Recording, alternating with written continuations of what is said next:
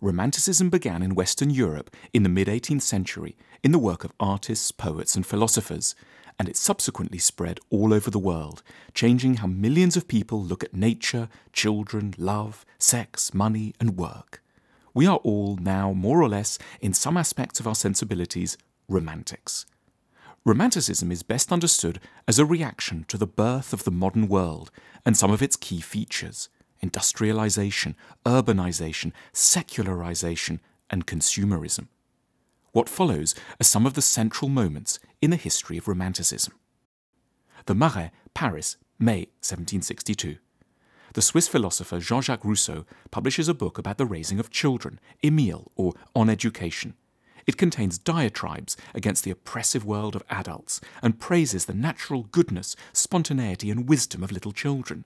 It is at points extremely anxious to get mothers to breastfeed their offspring, the first sustained argument for this practice in Western civilization.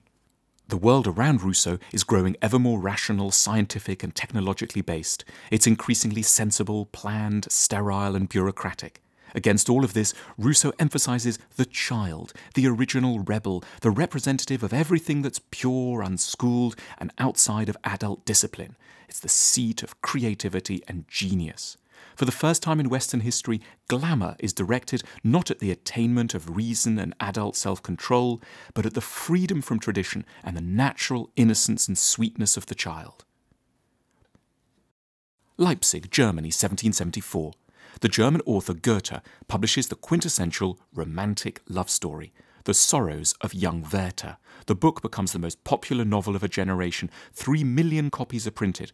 Napoleon declares it the greatest work of European literature, and it dramatically changes how many people think of love, privileging dramatic outpourings of feeling over more traditional, rational concerns for class, lineage and money.